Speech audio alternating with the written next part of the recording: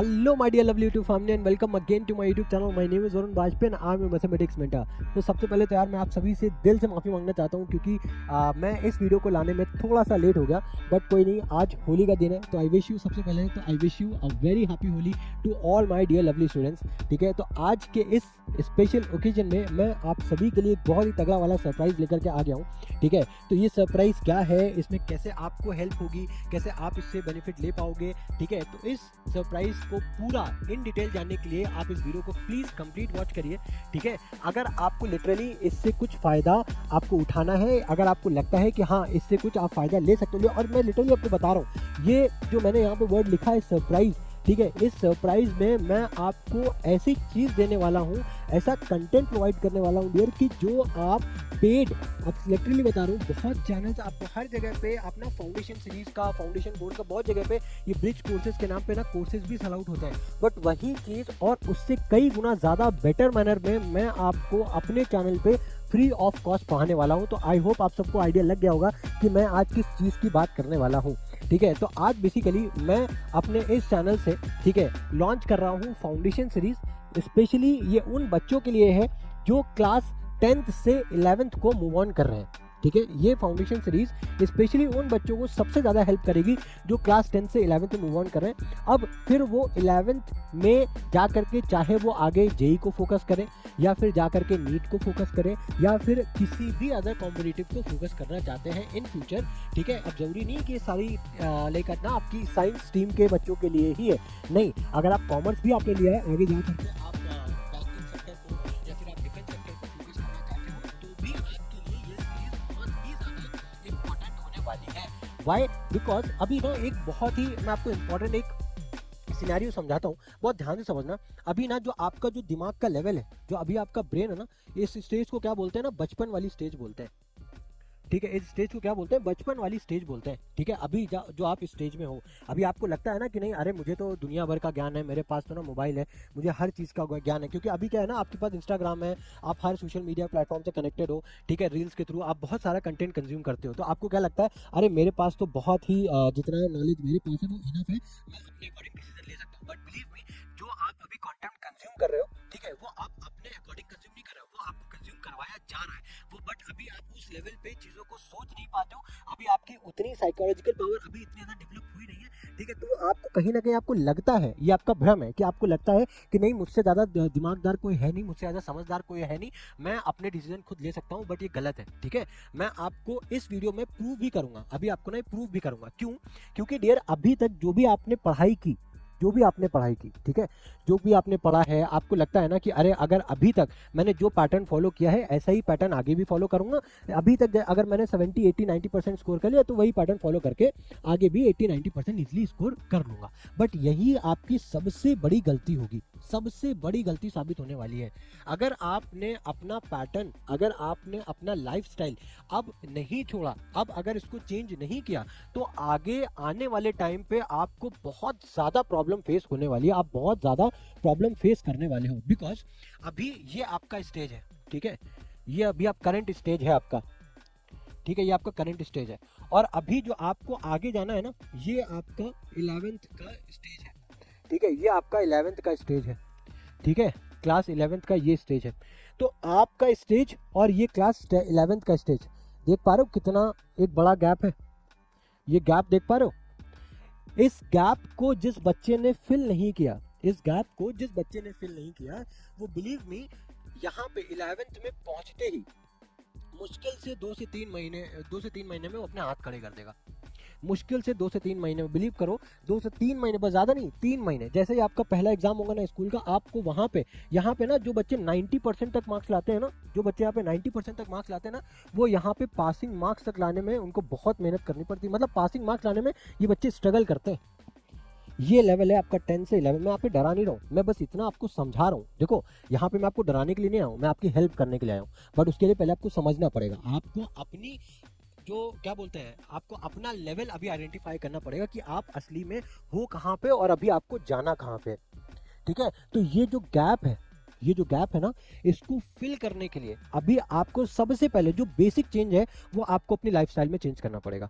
और जो लाइफस्टाइल का जो चेंज है वो क्या है, देखो, सबसे पहले जो आपका स्टडी पैटर्न है, ठीक है, आपको अभी तक क्या लगता था, अरे यार साल भर कौन मेहनत करता है, यूट्यूब पे तो देख ही रहते हैं इस बार, ठीक है। लास्ट टाइम पे ऐसा बबल, ऐसा हाइपोक्रेसी एक एक क्रिएट कर दी जाती है कि भाई जिसने भी साल भर जितनी भी मेहनत की, अगर आपने लास्ट में नहीं पढ़ा, जो लास्ट में आपने वीडियोस नहीं देखी, तो आपकी सारी की कराई मेहनत में पानी फिर गया। तो बच्चे क्या होते हैं, बच्चों को पता है कि लास्ट मोमेंट पे मेरे लिए सारी चीज़ें करी जाएंगी, लास्ट मोमेंट में मुझे कुछ इंपॉर्टेंट क्वेश्चन दिए ही जाते हैं, ठीक है। तो क्यों मैं साल भर मेहनत करूं जब मेरा आखिरी के 15-20 दिन से काम चल रहा है, ठीक है, आपको यही लगता है, ठीक है। तो प्लीज़ ये जो पैटर्न है आपका, ठीक है, इसको अब आपको ब्रेक करना पड़ेगा। अगर आप इसी पैटर्न को कंटिन्यू करते हो क्लास 11th में, तो आपका यहाँ पे डामाडोल होने वाला है, गारंटीड है, गारंटीड है, ठीक है। बिकॉज क्लास 11th का, सॉरी, जो क्लास 10th का जो कॉन्सेप्ट है और जो क्लास 11th का कॉन्सेप्ट है, बहुत बड़ा डिफरेंस है। अभी आप जब क्लास 11th में पढ़ोगे तो हो सकता है बहुत सारे कॉन्सेप्ट ऐसे दिखेंगे तो आपको उसकी रिलेवेंसी नहीं समझ में आएगी, आपको लगेगा अरे इसका तो बेसिक्स तो मुझे कभी आए नहीं, कभी मुझे पढ़ाई नहीं गया, ये कहाँ से, मतलब होता है ना कि जैसे 9th से 10th में आप मूव करते हो तो आपको बहुत सारी चीज़ें, जैसे 8th में 9th में, 8th से आप 9th में मूव करते हो, 9th से 10th में मूव करते हो, तो आपको एक रिलेवेंसी समझ में आती है। बट जब आप 10th से 11th में जो जंप ऑन करते हो ना, तो आपको ऐसी ऐसी चीज़ें समझ में, ऐसी ऐसी चीज़ें पढ़ाई जाएंगी, ऐसी ऐसी चीज़ें आपको देखने को मिलेंगी जो अभी तक ना तो आपने देखी होंगी ना तो आपने सुनी होंगी।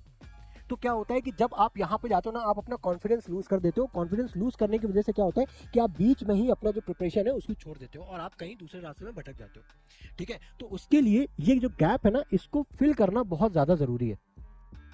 अब इस गैप को फिल कैसे किया जाए, तो डियर इसी के लिए मैं आपके लिए ना एक फाउंडेशन सीरीज, अभी जो मैंने आपको बताया ना, मैंने फाउंडेशन सीरीज लॉन्च कर रहा हूँ, ठीक है। मैं कल से इसी चैनल पे वीडियोस, एक एक टॉपिक के, हर एक टॉपिक के वीडियोस को अपलोड करना स्टार्ट कर दूंगा। कौन कौन से टॉपिक्स हैं जो मैं इस सीरीज में कवर कराऊंगा, वो मैं जस्ट अभी आपको एक्सप्लेन करूंगा, अभी आपको बताऊंगा, ठीक है। बट अभी आप ये समझो, इस गैप को कवर करने के लिए आपको एक डोज चाहिए, आपको एक डोज चाहिए, ठीक है। और वो डोज एक ऐसा होगा कि अगर आपने इसको कवर कर लिया तो आपकी जो मौजूदा दिमागी हालत है उससे आप कई गुना ऊपर आ जाओगे, ताकि आप यहाँ पे जो सारी सिचुएशन है, यहाँ पे जो भी कंटेंट है, आप उसको इजीली ग्रैब करने लग जाओगे, ठीक है। बिकॉज क्या होता है ना, अब आप खुद ही देख रहे होगे जो क्लास 10 का जो सिलेबस है बहुत ज़्यादा, ऑलरेडी बहुत ज़्यादा आपका ना रिफाइन कर दिया गया है, ठीक है। तो उसमें बहुत ज़्यादा खासा कुछ बचा नहीं है लर्न करने के लिए। क्लास 9 में भी वही हाल हुआ है। एक तो अब क्या होता है ना, वही मैंने जैसे बताया कि 9th और 10th में आपको आदत ही पड़ गई इंपॉर्टेंट चीज़ें पढ़ने की, तो आप कॉन्सेप्ट ना सीख करके उसको रटने की कोशिश करते हो। तो अब यहाँ पे 11th और 12th में ना डियर रट के काम नहीं चलने वाला।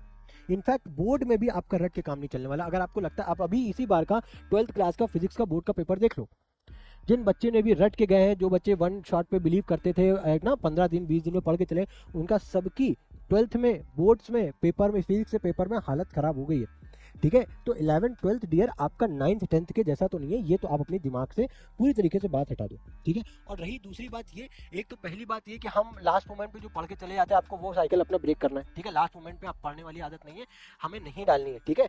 तो हमें क्या करना है, और ये भी बहुत बच्चे क्या करते थे, अभी जो बच्चे पढ़ते भी थे वो भी डेली नहीं पढ़ते थे, हफ्ते में 2 दिन पढ़ लिया, 3 दिन पढ़ लिया, तो डियर 2 से 3 दिन से काम नहीं चलेगा, डेली पढ़ना पड़ेगा आपको। डेली एक फिक्स टाइम आपको अपना सिटिंग टाइम बनाना पड़ेगा, फिर वो चाहे 2 घंटे का हो चाहे 3 घंटे का हो, और डेली आपको उतना फिक्स टाइम स्टडी चेयर पे बैठ के, स्टडी टेबल पे बैठ के आपको उतना देना ही देना है। सेल्फ स्टडी को आपको अलॉट करना ही करना है।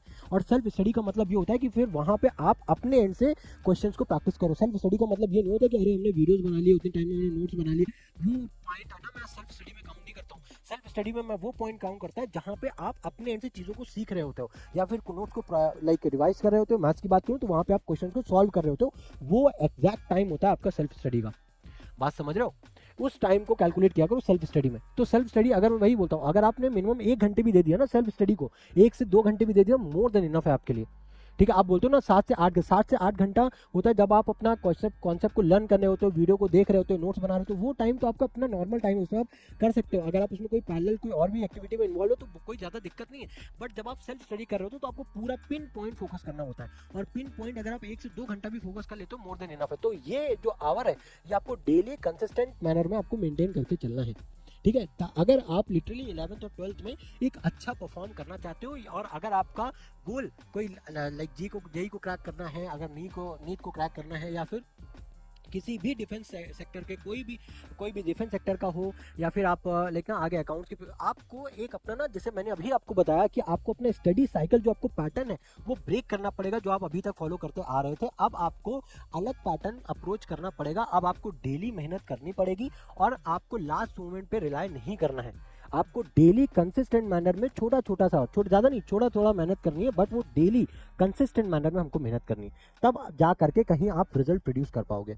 क्योंकि डियर आज के टाइम पे कंपटीशन इतना ज़्यादा हाई हो गया है कि अगर आपको ये लगता है कि नहीं मैं थोड़ा टाइम से मेहनत करके मैं जेईई या नीट को क्रैक कर लूँगा, तो डियर ऐसा नहीं है। बहुत सारे बच्चे जो दिन रात एक कर रहे हैं, ठीक है, तो वो ऑलरेडी आपसे कई गुना ज़्यादा आगे हो गए, ठीक है। तो ये 15-20 दिन में ना ऐसा कुछ नहीं होने वाला, और रट के क्वेश्चन ना वहाँ पे एग्जैक्ट रिपीट नहीं होते हैं, ठीक है। 10th में तो हो भी जाते हैं कि एग्जैक्ट आपको क्वेश्चन देखने को मिल जाते हैं, सैंपल पेपर के आ जाते हैं, प्रीवियस ईयर के एग्जैक्ट क्वेश्चन आ जाते हैं, एनसीईआरटी के आ जाते हैं, बट ना जेईई नीट पे किसी भी कॉम्पिटिटिव एग्जाम में देखो एग्जैक्ट क्वेश्चन नहीं आते हैं, ठीक है। क्वेश्चन को इस तरीके से ट्विस्ट किया जाता है, अगर आपका कॉन्सेप्ट में कमांड नहीं है तो आप उसको क्रैक नहीं कर सकते हो, ठीक है। तो इसीलिए मैं आपको ये गैप को फिल करने के लिए ना मैं फाउंडेशन सीरीज लॉन्च कर रहा हूँ डियर। इस फाउंडेशन सीरीज का इतना ज़्यादा बेनिफिट है कि जो बच्चे ने इस फाउंडेशन सीरीज को लिटरली अगर पूरी तरीके से फॉलो किया, अच्छे से इसके नोट्स बनाए, तो बिलीव मी ये जो कंटेंट मैं यहाँ पे इस सीरीज में प्रोवाइड करूंगा वो आपके थ्रू आउट द लाइफ काम आने वाला है। और जितना भी गहरे गड्ढे में हो, अभी भी आपको लगता है कि सर अभी तो मैंने पता नहीं, मुझे नहीं पता, लेकिन हाँ 10th मेरे निकल जाएगी, मुझे इतना भरोसा है,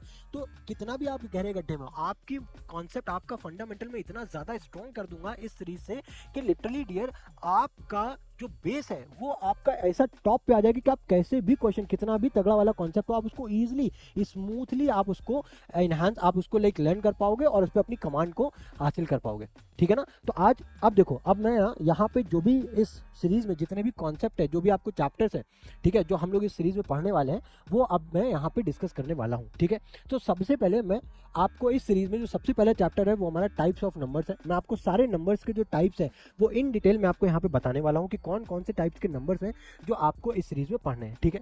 दूसरा, स्क्वायर एंड स्क्वायर रूट्स। अब ये बेसिक वाला नहीं है, स्क्वायर रूट्स को निकालने की टेक्निक्स, टिप्स एंड ट्रिक्स वो मैंने यहाँ पे शेयर की है, ठीक है, कि कैसे स्क्वायर और स्क्वायर रूट्स को आप इजी मैनर में इसको निकाल सकते हो।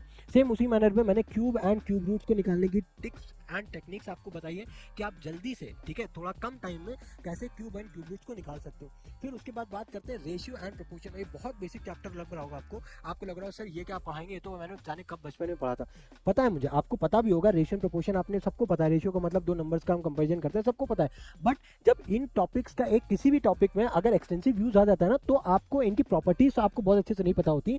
इस वजह से क्या होता है, अगर इन बेसिक कॉन्सेप्ट का अगर कहीं पे भी एक एक्सटेंसिव यूज भी आ जाता है तो आप वहां पे फंस जाते हो। सेम उसी तरीके से परसेंटेज का भी यही हाल है कि बेसिक नॉलेज तो है कि परसेंटेज का मतलब बेसिक आपको तो पता है, बट इन्हीं कॉन्सेप्ट में से अगर कोई भी कॉन्सेप्ट जो जिसमें इन टॉपिक्स का कहीं एक्सटेंसिव यूज आपको दिखते हैं ना, तो आप वहाँ पे फंस जाते हो, बिकॉज आपको उतनी ज्यादा अच्छे से कमांड अभी आपको इन चैप्टर्स पे नहीं है, इन टॉपिक्स पे नहीं, ठीक है। तो मैंने वो सारे टॉपिक्स को मेक श्योर किया है जो आपको आगे आने वाले दिनों में हेल्प करेंगे। मैंने उन सारे टॉपिक्स को यहाँ पे कंसिडर किया, जैसे कि एक्सपेंशन एंड फैक्टराइजेशन। यहाँ पे जितनी भी आइडेंटिटीज हैं, जितने भी तरीके हैं क्वेश्चन को, एक्सप्रेशन को फैक्टराइज करने के, मैंने हर वो तरीके यहाँ पे इंक्लूड करूंगा, ठीक है। एक्सपोनेंट एंड पावर्स यहाँ पे, ठीक है, बहुत बच्चों को laws of identities, laws of exponents में प्रॉब्लम होती है, आइडेंटिटीज नहीं पता होती है, लॉज नहीं पता होते, तो उसके डिफरेंट टाइप्स के क्वेश्चन, अच्छे लेवल के क्वेश्चन मैं यहाँ पे डिस्कस करूंगा, ठीक है। बेसिक ज्योमेट्री, जो भी ज्योमेट्री में जो भी इंपॉर्टेंट कॉन्सेप्ट है आपके इन फ्यूचर जो आपको काम आने वाले हैं, वो मैं यहाँ पे मेक श्योर करूंगा कि सारी चीजें कवर कर दूं। पॉलिनोमियल में जैसे आपने रिमाइंडर थ्योरम आपने मिस कर दिया, आपको बेसिकली क्या, रिमाइंडर थ्योरम आपके सिलेबस में है ही नहीं, आप लोगों ने पढ़ा ही नहीं, बट इसका यूज आपका आगे है, ठीक है, 11th-12th में बहुत ज़्यादा यूज आने वाला है, तो मैं इसको यहाँ पे कवर करूंगा। देन उसके बाद क्वाड्रेटिक इक्वेशन को सॉल्व करने का अप्रोच मैं अभी आपको दूंगा, जैसे कि आपने ना कंप्लीटिंग द स्क्वायर मेथड आपने नहीं पढ़ा है, ठीक है, वो आपके सिलेबस से डिलीट हो गया है, बट वो आगे आपको अंडरस्टैंडिंग के पॉइंट ऑफ व्यू से आपको बहुत ज़्यादा हेल्प करने वाला है। तो मैं वो सारी चीज़ें क्वाड्रेटिक क्वेश्चन में कवर करूंगा।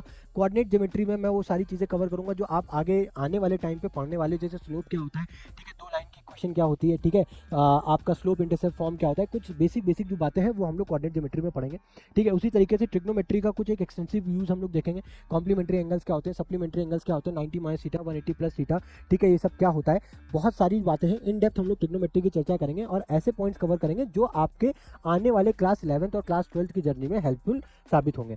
फिर उसके बाद अभी तक आप लोगों ने एपी पढ़ा था, ठीक है, अरिथमेटिक प्रोग्रेशन। अब मैं यहाँ पे आपको जीपी भी बताऊंगा, एचपी के बताऊंगा, यानी कि ज्योमेट्रिक प्रोग्रेशन, हार्मोनिक प्रोग्रेशन, ये क्या होते हैं, इसका कैसा यूज है, एक बार इसको भी हम लोग समझेंगे, ठीक है। उसके बाद लॉगरिथम क्या होता है, उसके बाद कैलकुलस के बहुत ही इंपॉर्टेंट 2 टॉपिक्स हैं, डिफरेंशिएशन और इंटीग्रेशन, ये टॉपिक्स को हम लोग भी कवर करने वाले हैं। तो इतने सारे टॉपिक्स हैं जो हम लोग इस फाउंडेशन सीरीज़ में कवर करेंगे, ठीक है। 1 बाय 1 मैं कोशिश करूँगा कि हर रोज़ एक वीडियो अपलोड करूँ, ठीक है। मेरी कोशिश पूरी रहेगी कि मैं डेली एक वीडियो को अपलोड करूँ ताकि आप ईज़िली चीज़ों को पढ़ पाओ, ईज़िली अपने नोट्स को बना पाओ और आपकी जो स्टडी है वो प्रॉपर मैनर में आपकी हो पाए, ठीक है।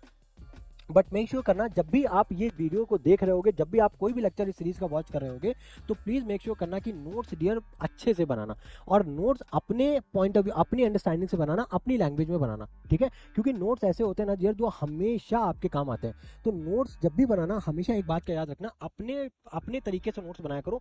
जिस बैनर में अगर आपको हिंदी में समझ में आता है तो आप हिंदी में लिखो, इंग्लिश में समझ में आता है इंग्लिश में लिखो, जैसा भी आपको समझ में आता है, इंग्लिश हिंदी मिक्सअप में समझ में आ रहा है आप उस मैनर में लिखो, लेकिन जैसा भी आपको समझ में अपने तरीके से नोट्स बनाओ, ठीक है। स्क्रीनशॉट मत लेना, ठीक है, कि स्क्रीनशॉट ले लेंगे सर पीडीएफ में नहीं प्रोवाइड करने वाला, ठीक है। आपको पूरा लेक्चर देखना पड़ेगा, लेक्चर देखने के साथ साथ आपको नोट्स बनाने पड़ेंगे, आपको मेहनत करनी पड़ेगी। अगर आपको आगे इन फ्यूचर आपको अपना भविष्य बनाना है तो आपको मेहनत करनी पड़ेगी, ये बात आपको समझनी है, ठीक है ना।